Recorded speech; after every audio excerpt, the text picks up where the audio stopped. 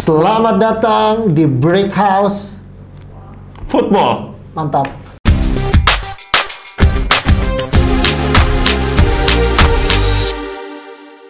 Ya, edisi final nih kali ini, spesial. Sebelum kita ngomongin final, kita ngucapin selamat dulu kepada teman-teman yang sedang PPKM.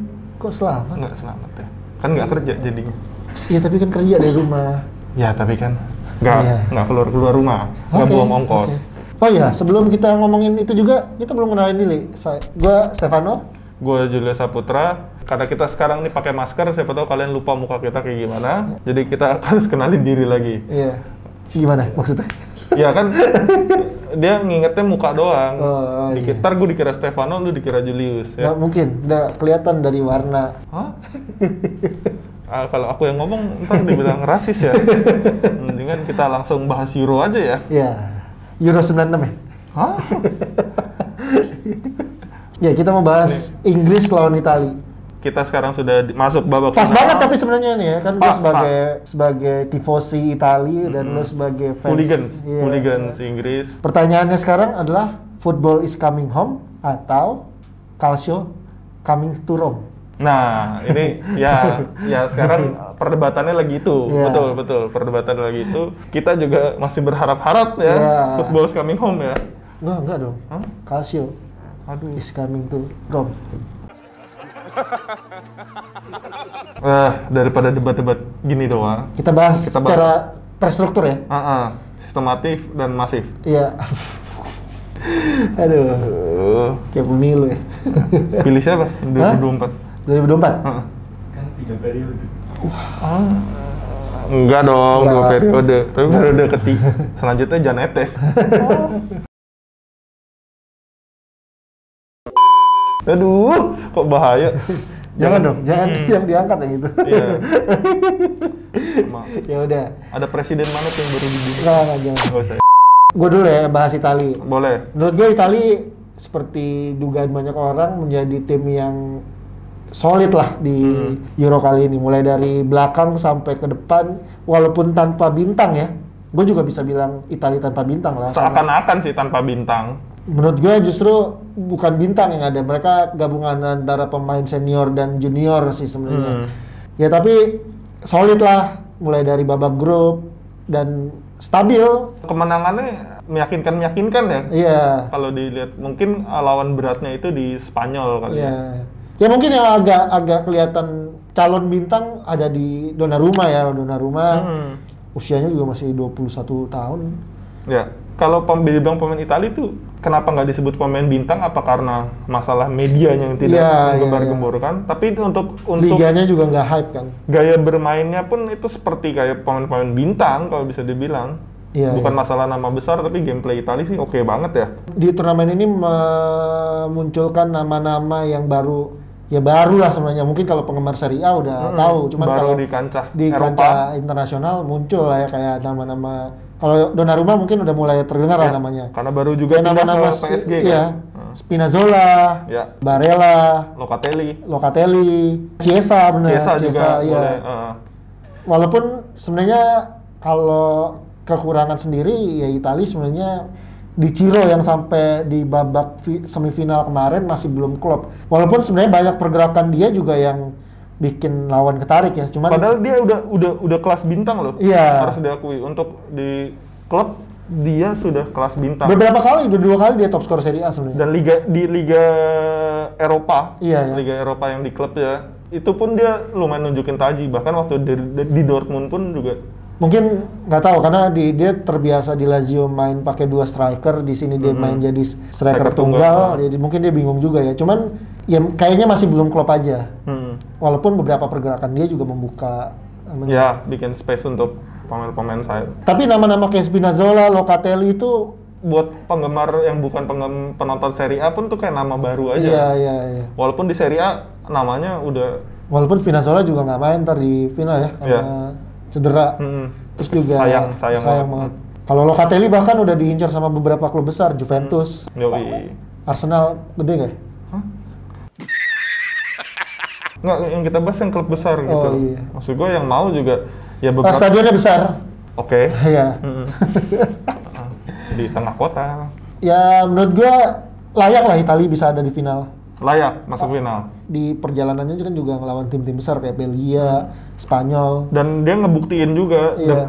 lewat permainannya kalau Italia masih bisa cukup, apalagi lawan Belgia dia dominasi banget. Dia ngebantah pernyataannya legendanya sampean Gary Neville. Apa? Katanya Italia itu belum terbukti karena belum melawan tim besar. Ya setelah Gary Neville ngomong itu, Italia langsung ngebuktiin dengan ngalahin Belgia, dengan ngalahin Spanyol. Ya kita lihat di final seperti apa, tapi menurut gua dia layak lah masuk ke final. Kalau Inggris sendiri gimana? Kalau dari Inggris gua ngelihatnya mainnya tuh lumayan mengejutkan ya, karena gua rasa bakal lebih boring dari yang gua nonton, tapi apalagi di fase grup mainnya oke banget. Sampai semifinal ini pun gua ngelihat Inggris, apalagi defense-nya sangat oke, karena dia baru kebobol 1, itu pun dari free kick. Dia masih belum kebobol dari open play. Yang jadi pertanyaannya sebenarnya kok kekompakannya sih. Menurut gue, mainnya bagus, kompak atau enggak. Karena masih banyak isu antar klub lah kalau di Inggris kan. Apakah nanti di final ada Terus ego? juga tuh pemain-pemain mahal semua ya, itu egonya bisa diturunin nggak? Ya itu dia tuh. Pemain-pemain mahal karena nggak tahu ya, karena main di Liga Inggris dan media, cuman Karena media. Iya, Maguire kan 80 juta tuh, 80 juta pound kalau nggak salah ya. Iya. Johnston nggak tahu dibeli dari Everton berapa tuh. Murah ya?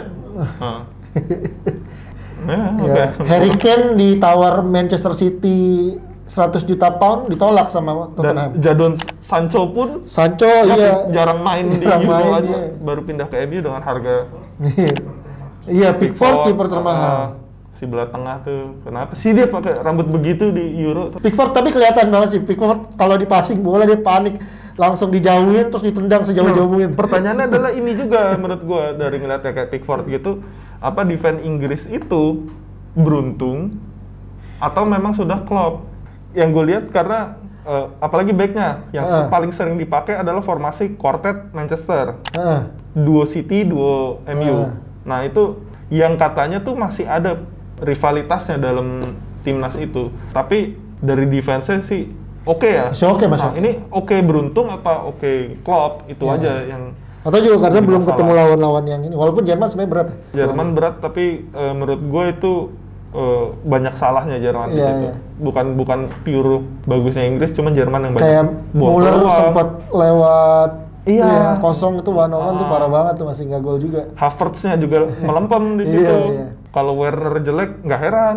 Tapi gue mau sorotin, kan banyak juga sebenarnya muncul nama, ya sebenarnya bukan nama baru ya, lumayan udah terkenal, cuman Terkenal karena media. ya tapi membuktikan juga bahwa dia bisa kalau dipercaya, kayak Jack Grealish. Menurut lo gimana tuh Jack Grealish?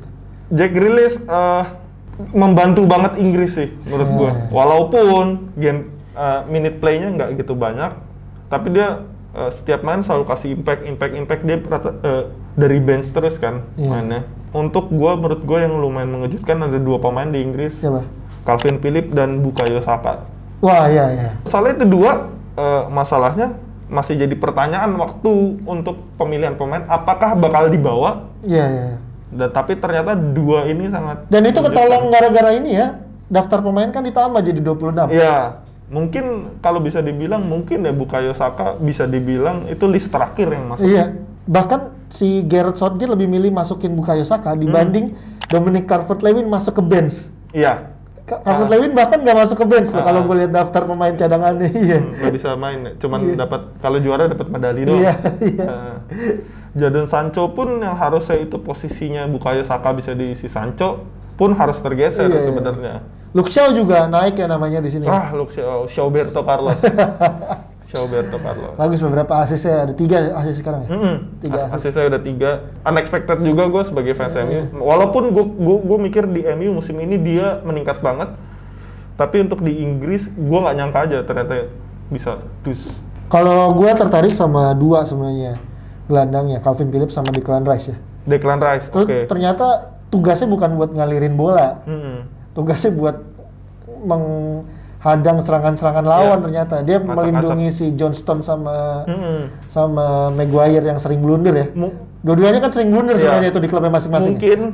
Mungkin salah, ya itu dia yang gue bilang, pertahanan Inggris tuh kenapa bagus.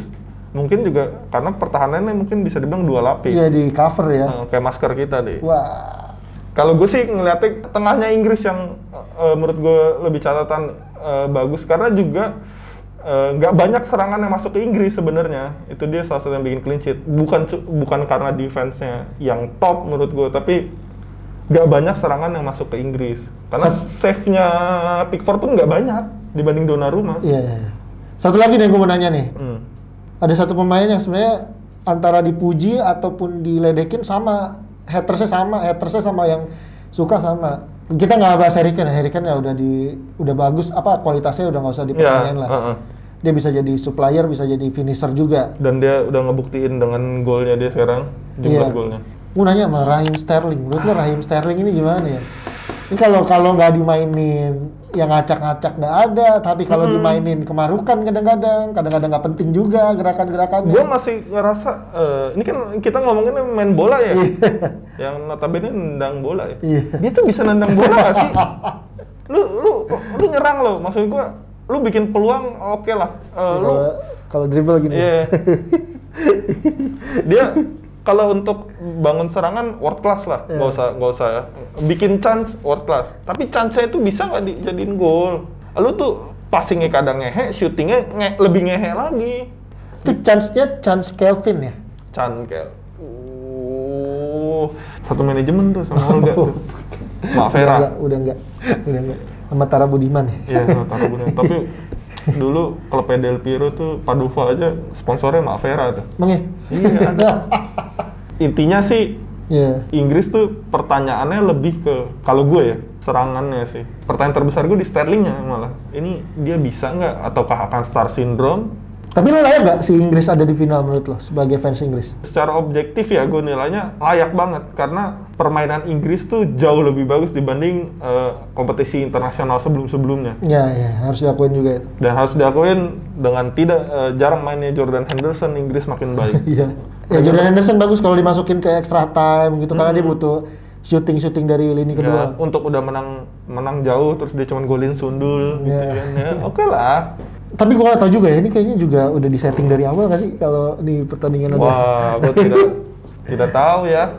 Ya kayaknya kan ya ratingnya bakal tinggi lah udah. Ya maksudnya gini, dibandingkan misalnya Inggris lawan Jerman atau Italia lawan Jerman, atau Italia lawan Spanyol atau Inggris lawan Spanyol, hype-nya nggak sebesar Italia dan Inggris sih kayaknya. Iya. Karena fans Serie A juga masih banyak lah di seluruh dunia kan. Terus fans Inggris apalagi? Fans Inggris Premier League tetap mungkin liga yang paling baik ditonton di dunia. Dan ini juga gue mau nanggapin yang Liga Eropa itu masalahnya aktor-aktornya adalah klub-klub Italia dan klub-klub Inggris. Iya. Mungkin ya keluar dulu dari Inggris dan Italia. Menurut lo di Euro ini pemain-pemain yang menonjol kira-kira siapa? Gue nggak terlalu merhatiin ke bawah sih kalau dia lagi main itu kan gue nggak merhatiin dia lagi megang bola. Bukan menonjol itunya dong. Yang performanya oke. Kirain. Kan kalau lagi main bola kan gue nggak ngeliat tuh. Apa tuh? Iya. Apa tuh? Iya. Masa ada yang nonjol-nonjol gitu nge-press. Ya, siapa menurut lo? Untuk kiper Kasper Schmeichel oke ya? Oke banget. Iya. Dia salah satu save terbanyak ya di Euro. Gue bahas dari lini per lini ya, kalau menurut gue ya. Back Chiellini lah kalau menurut gue ya. Chiellini membuat defense itu menjadi kayak seni gitu lah. Lu lihat gak kalau misalnya dia habis ngeblok, habis neckling, dia langsung teriak gitu yang kenceng banget. Dia pengalaman pun gak bohong, main mentalnya oke banget. Iya. Kalau di tengah justru gue Damsgaard ya. Damsgaard banget, dia salah satu rising star lah ya di Euro kali ini. Terus klubnya cuma Sampdoria padahal ya. Kalau striker Braithwaite sih. Striker kayaknya masih salah satu top skor ya. Patrick Schick jadi sorotan juga. Kalau lo gimana dari? Gue Damsgaard, Patrick Schick sebenarnya sorotan utama gue ya. Cuman kayak untuk beberapa pemain yang kayak belum terkenal kayak Locatelli juga mencuri perhatian. Ya Locatelli bisa. Spinazzola apalagi Gosens tapi di lawan Inggris mati. ada ngehe-ngehenya, cuma iya karena aplikasinya error kayaknya ya. Tapi untuk lawan Portugal, Gosens itu one of the best performance-nya dia di Euro. Gosens keren banget. Sama Renato Sanchez yang kita nggak sangka-sangka juga mainnya bagus ya. Betul. Renato Sanchez si Predator yang sempat menghilang setelah one hit wonder-nya. Iya. Lalu kita balik lagi ke Inggris, Itali. Jalannya pertandingan gimana nih? Kalau gue sebagai fans Itali, gue yakin lah Itali kayaknya lebih, ya kalau lihat dari gayanya Mancini ya yang selalu mau nyerang ya, kecuali lawan Spanyol yang emang susah lah ngelawan ball possession Spanyol, ya Itali kayaknya yang ambil inisiatif serangan. Walaupun nggak menutup kemungkinan Inggris bakal counter yang bahaya juga. Kalau Inggris bisa manfaatin kecepatannya Sterling sama Bukayo Saka buat ngelawan Chiellini, Bonucci ini sih karena serunya gini, Itali nyerangnya oke lah lumayan, cuman sorotan utamanya kan dia defense-nya pun kokoh banget gitu. Dan Inggris malah sebaliknya, serangannya untuk di Euro kali ini oke banget gitu, gempurannya nggak terlalu monoton kayak biasa, tapi defense yang masih dipertanyakan karena tidak keserang-serang. Apakah dia bisa nahan serangan Itali, gempurannya itu jadi poin gue, malah menurut gue lebih ke Inggris bisa nggak nahan serangan Itali. Kalau dari penyerang Inggris pun yang pertanyaan gue kan Sterling. Kalau gue rasa mungkin aja Itali bisa nahan serangan Inggris. Tapi itu penalti nggak sih sebenarnya di semifinal? Nggak, harusnya itu nggak. Tapi ya ketika lo seorang pemain udah masuk ke kotak penalti dapat hadangan 2 kayak gitu ya, kayaknya hampir semua pemain, ya gue nggak menyamaratakan, tapi ya mayoritas kayaknya bakal mengambil kesempatan itu untuk jatuh. Cuman kan ini masalahnya di wasit ya. Iya. Kok wasit gak ngeliat VAR, itu doang permasalahannya. Kalau Sterling udah lihat VAR deh. Lihat VAR tapi tetap dikasih. Ya maksudnya wasitnya itu yang ngeliat VAR, yang wasit VAR-nya. Dia nggak ke samping. Kan yang bukan wasit utama yang nyamperin VAR. Harusnya kan wasit utamanya ke samping aja dulu ngeliat. Kalau Sterling bilang, ya gue di senggol kok, gue jatuh. Tapi kalau kata Gary Neville, 1 million times it's not penalty, but whatever gitu lah, pokoknya yang penting masuk final. Ya, keputusannya kan kalau mau nyalain gitu bukan Inggrisnya, ya wasit ya. Dan itu wasit juga nggak akan megang final. Tapi lo yakin masih final Inggris menang? Bisa. Iya. Karena uangnya di Inggris ya? Nggak, karena di Wembley. Iya. Itu keuntungan sih. Keuntungan. Kan kita biasanya suruh dia nih. Gue pengennya kita bahas head to head terakhir nih. Fun fact kita ganti dengan head to head pemainnya. Di kiper ada Donnarumma Pickford. Ya Donnarumma udah 5 tahun di timnas. Dari zaman dia 16 tahun, dia 17 tahun udah masuk timnas. Masih teruji adalah Donnarumma karena CV lebih banyak ya. Kalau kita nggak ngeliat kebobol ya, karena Inggris jarang keserang. Defender, Italia Inggris. Gue Italia lah kalau defense mah. Gue masih ke arah Italia sih. Pengalaman soalnya. Tengah? Justru gue masih Italia kalau tengah. Karena Barella, Jorginho, Verratti itu sih saling melengkapi ya. Gue Inggris malah, karena banyak pilihan. Kalau striker justru gue depannya Inggris. Gue Inggris. Inggris banyak banget pilihannya. Walaupun golnya lebih dikit, tapi bangun serangannya lebih ini. Dengan demikian kita tanyakan pada Cupang. Ini Naki Ngaputs kita nih. Oke. Tunggu. Ceritanya ini Wembley. Ini Italia, ini Inggris. Yoi. 1, 2, 3. Kurang sip. Ya! Itali. Oh, counter attack nih. Itu counter attack nih. Tuh berkali-kali nyosornya tuh. Ini Inggris nih. Inggris yang menang. Itali habis gol itu. Masa lu salah lagi sih, Pak? Nggak mungkin salah yang ini. Salah nih Cupang. Ya, yang ini benar. Ganti dong. Yang ini benar. Enggak ini benar. Dia golnya lebih banyak nih. Tadi lu cuma sebagai penutup, gue mau nanya nih, pertanyaan penutup. Oke. Setuju nggak BTS nyanyi di final Euro? Diserang lo sama Korea lo. Lo bayangin nih.